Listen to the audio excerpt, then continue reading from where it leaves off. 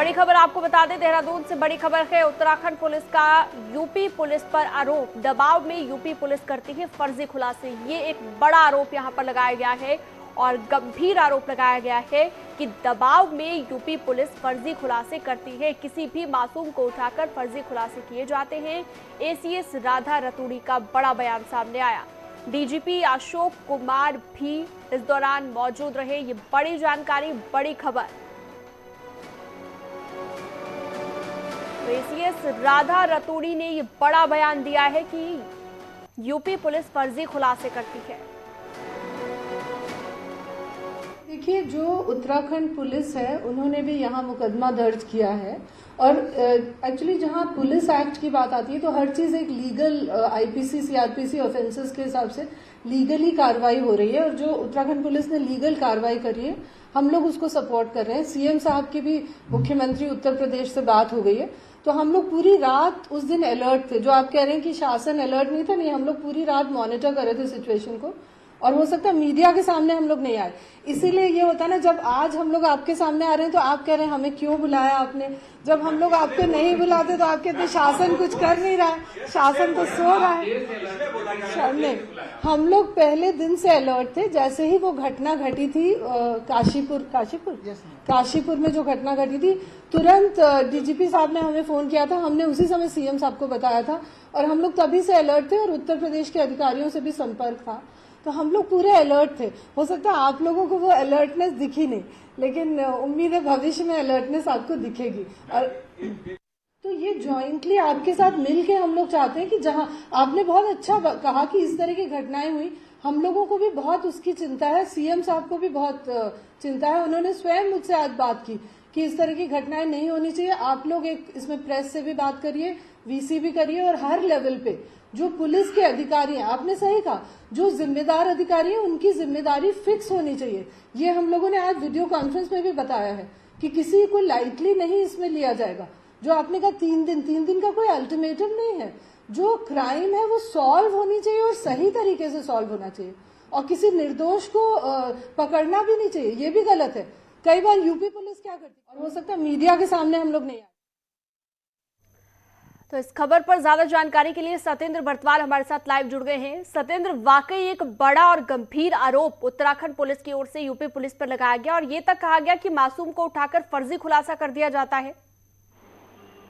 बिल्कुल, क्योंकि आज जो एसीएस राधा रतूड़ी और डीजीपी अशोक कुमार के साथ तमाम अधिकारी पुलिस के मौजूद थे। उन्होंने एक प्रेस कॉन्फ्रेंस की, क्योंकि प्रदेश की लगातार जो कानून व्यवस्था बिगड़ती हुई हालात है उसको देखते हुए जो आज प्रेस कॉन्फ्रेंस की उसमें जो राधा रतूड़ी है, एसीएस है, उन्होंने एक आरोप यूपी पुलिस पे लगाया कि यूपी पुलिस किस तरीके से काम करती है। उनको साफ तौर पर एक सवाल उठाया कि यूपी पुलिस जो मासूम लोग होते हैं, अगर जल्दबाजी में कोई खुलासे होते हैं तो उसमें मासूम लोगों को उठाकर उनको दिखाकर खुलासे कर दिए जाते हैं, लेकिन आरोपी उनके हाथ में नहीं आता है। तो उस तरीके का उत्तराखंड पुलिस में नहीं होता। ये भी उत्तराखंड में ये चीज नहीं होगी और ये भी उन्होंने साफ तौर पर कहा ये जो पूरा ये ऐसे जो मामले ये यूपी पुलिस करती है। लगातार उन्होंने जो टारगेट किया है यूपी पुलिस को ही टारगेट किया है। जी बिल्कुल। और सत्येंद्र, यूपी पुलिस जिस चीज के लिए जानी जाती है कि जीरो टॉलरेंस की नीति रहती है अपराधियों के खिलाफ, लेकिन अगर फर्जी तरीके से किसी को भी पकड़ लिया जाता है और उसे आरोपी बना दिया जाता है, कोई खुलासा किया जाता है, तो सीधे तौर पर पुलिस की कार्यप्रणाली पर भी सवाल उठते हैं यहाँ पर। बिल्कुल, क्योंकि जो राधा रतूड़ी ने जो एक बयान दिया है, उन्होंने साफ तौर पे जो यूपी पुलिस है उन पर एक सवाल खड़ा किया कि यूपी में पुलिस किस तरीके से काम करती है, उनकी कार्यप्रणाली पर एक पूरा सवाल उठाया है और साफ तौर पे कहा कि यूपी में जो मासूम लोग होते हैं उनको उठाकर फर्जी खुलासे किए जाते हैं। और पूरी एक गंभीर जो बात की है एसीएस ने, वो साफ तौर पर आप सुन सकते हैं, हमारे दर्शक देख सकते हैं कि यूपी पुलिस पर कितना बड़ा एक सवाल उत्तराखंड की एसीएस। बिल्कुल सत्येंद्र, और जहां पर डीजीपी खुद मौजूद हैं और एसीएस की तरफ से इस तरह का बयान दिया जाता है, वाकई हैरान करता है। और साथ ही साथ अब यूपी पुलिस का भी कोई रिएक्शन आ सकता है, ऐसे लगता है। बिल्कुल, क्योंकि यूपी पुलिस पे सवाल उठे हैं। अगर हम बात करें अभी जो काशीपुर में जो घटना घटी थी, यूपी पुलिस के कुछ लोग आए थे, उन्होंने वहां पे जो गोलीबारी हुई उसमें एक महिला की मौत हुई, तो उसको लेकर तमाम जो आरोप प्रत्यारोप यूपी पुलिस और उत्तराखंड पुलिस के बीच में जो देखने को मिले, उसका एक नतीजा आज ये भी देखने को मिला है कि खुद जो अपर सचिव गृह राधा रतूड़ी हैं, उन्होंने जो जिस तरीके से ये बयान दिया है, तो उसका लगता है कि ये अब यूपी में भी इसका एक असर देखने को मिलेगा, यूपी से भी। लेकिन जो मामला है मुरादाबाद वाला, जो बदमाश जफर को लेकर ये आरोप लगाया गया कि उत्तराखंड शरण देती है अपराधियों को, ये भी एक बड़ा बयान था यूपी पुलिस का, जिस पर ये रिएक्शन अब आया है एसीएस का। बिल्कुल, हमने क्योंकि जब एसीएस से हमने ये बात की कि यूपी से जो बयान आए कि उत्तराखंड में इस तरीके से जब यूपी में कोई घटना घटती है तो उसके बाद जो आरोपी हैं वो उत्तराखंड पहुंचते हैं, उत्तराखंड में शरण लेते हैं, तो इसके बाद भी जो डीजीपी है, डीजीपी का साफ तौर पर कहना था कि उत्तराखंड किसी भी पनाहगार को नहीं यहाँ पे वो करेगा। लेकिन जिस तरीके जो मामले सामने आए उस पर भी एक सवाल अवश्य उठे हैं कि उत्तराखंड में ये चीजें देखने को मिलती हैं, क्योंकि जो बाहर से जो अपराधी हैं वो अपराध करके उत्तराखंड में पनाह लेते हैं, ये देखने को तो मिले हैं। लेकिन जो आज एसीएस ने एक बयान दिया है, ये पूरा एक मामला जो जफर को लेकर एक पूरा मामला हुआ था काशीपुर में, एक पूरी फायरिंग हुई थी, 2 क्रॉस फायरिंग हुई थी, जिसमें यूपी के कई पुलिसकर्मी गंभीर रूप से घायल हुए थे, एक महिला की भी मौत हो गई थी। तो उसको लेकर आज एसीएस जो गृह यहाँ पे राधा रतूड़ी है, उनका एक बयान आया, उनका उस बयान में साफ तौर पर यह कहना है कि उत्तराखंड पुलिस सही काम करती है और यूपी पुलिस में जो खुलासे होते हैं वो फर्जी होते हैं, यानी कि उन खुलासों में कोई भी तथ्य ही नहीं होते और वो किसी न किसी मासूम को दोषी बनाकर उनका खुलासा करती है। जी सतीन्द्र, बिल्कुल मैं लौटूंगी आपके पास, एक बार फिर अपने दर्शकों को सुनवाते हैं कि एसीएस राधा रतूड़ी ने क्या बयान दिया है, उत्तराखंड पुलिस की ओर से क्या बयान दिया गया है यूपी पुलिस को लेकर। इनका कोई अल्टीमेटम नहीं है, जो क्राइम है वो सॉल्व होनी चाहिए और सही तरीके से सॉल्व होना चाहिए, और किसी निर्दोष को पकड़ना भी नहीं चाहिए, ये भी गलत है।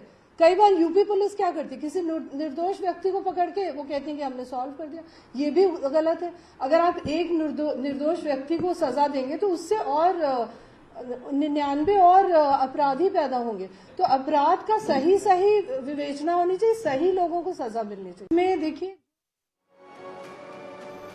तो देखिए, सुना आपने राधा रतूड़ी को, एक बार फिर हमने दर्शकों को सुनवाया। लेकिन सतेंद्र, एक सवाल यहाँ पर यह भी खड़ा होता है कि जो पहले बयान दिया गया था यूपी पुलिस की ओर से कि जो अपराधी हैं वो भागकर उत्तराखंड में जाकर शरण लेते हैं और उत्तराखंड शरण देता है, सवाल ये भी है कि क्या यूपी पुलिस से डरते हैं अपराधी और उत्तराखंड पुलिस से नहीं डरते, इसलिए उत्तराखंड में चले जाते हैं शरण लेने?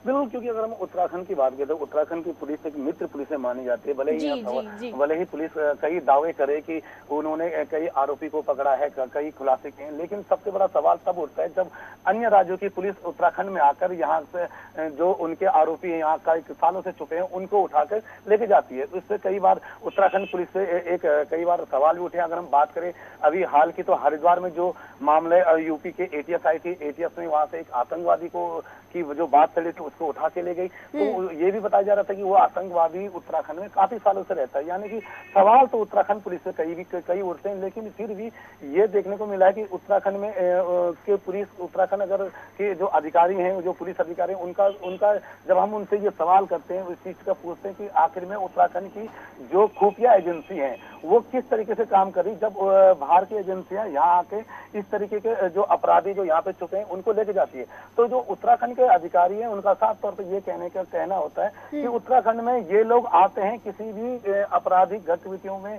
यहाँ सम्मिलित नहीं होती। यानी कि इनका ये कहना कि लोग वहाँ कोई भी अपराधी उत्तराखंड को आए, लेकिन उत्तराखंड में ये किसी भी प्रकार के अपराध में संलिप्त नहीं होते हैं, ना कोई यहाँ पे कोई अपराध करते। तो इस तरीके के कई बार जो अधिकारियों के यहाँ पे बयान तो आए हैं। जी, लेकिन सतेंद्र, बड़ी बात यह भी है कि अगर निर्दोषों को जेल भेजती है, जैसा कि कहा है राधा रतूड़ी ने अपने बयान में भी, हमने उनको सुनवाया भी दर्शकों को, तो उनका कहना है कि निर्दोषों को जेल में डालती है। पुलिस की कार्यप्रणाली पर तो सवाल खड़े होते ही हैं, और जो जीरो टॉलरेंस की नीति है जो सरकार जिस पर काम करती है उस पर भी सवाल खड़े होते हैं अपराधियों के खिलाफ, क्योंकि जीरो टॉलरेंस की बात योगी सरकार करती आई है।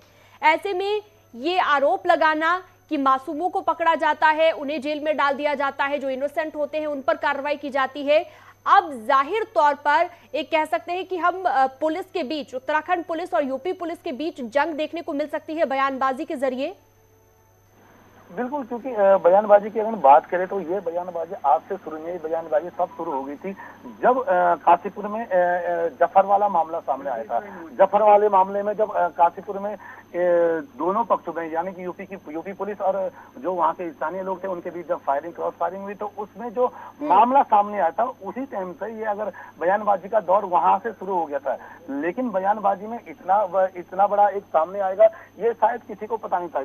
तो खुद उत्तराखंड के जो एसीएस है उन्होंने साफ तौर पे सामने आके कहा है कि यूपी पुलिस कहीं ना कहीं फर्जी खुलासे करते हैं। ठीक है सत्येंद्र, मैं आपके पास लौटूंगी। हमारे साथ ऋषभ मणि त्रिपाठी भी जुड़ गए हैं, हमारे सहयोगी। ऋषभ मणि, आरोप ये लगे हैं यूपी पुलिस पर कि फर्जी खुलासे किए जाते हैं, मासूमों को पकड़कर जेल में डाल दिया जाता है, ये एसीएस राधा रतूड़ी का कहना है। वाकई गंभीर और बड़े आरोप है ये।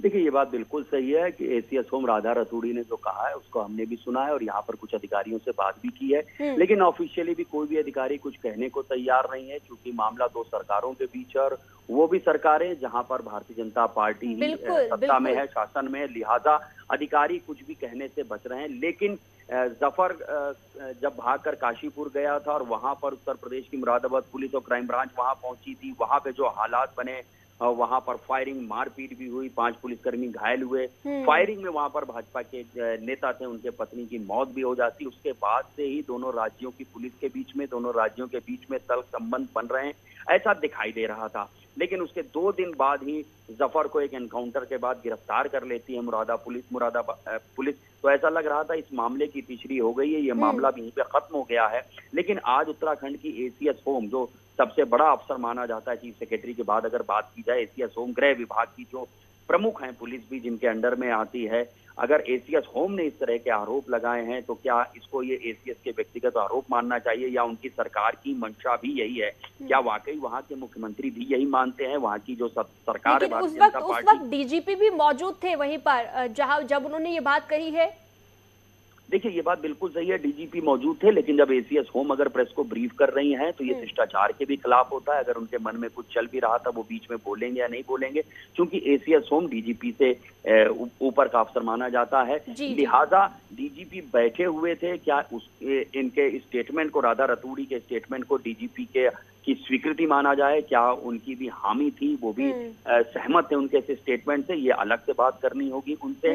लेकिन अब उत्तर प्रदेश सरकार के लिए भी ये बहुत बड़ी असमंजस जैसी स्थिति हो जाएगी, क्योंकि 2017 से जब से योगी आदित्यनाथ की सरकार उत्तर प्रदेश में है, तब से कानून व्यवस्था का ही झंडा उठाकर पूरी सरकार बिल्कुल ऋषभ मणि, हम भी यही बात कर रहे थे कि कानून व्यवस्था को लेकर अपराधियों के खिलाफ जो जीरो टॉलरेंस की नीति की बात यूपी सरकार करती है और साथ ही साथ यूपी पुलिस करती है, उस पर कहीं ना कहीं सवाल उठते हुए नजर आए हैं एसीएस राधा रतूड़ी के इस बयान के बाद। आपका बहुत शुक्रिया जुड़ने के लिए। ऋषभ मणि त्रिपाठी और सत्येंद्र बर्तवाल भी हमारे साथ जुड़े हुए थे, आपका भी बहुत शुक्रिया।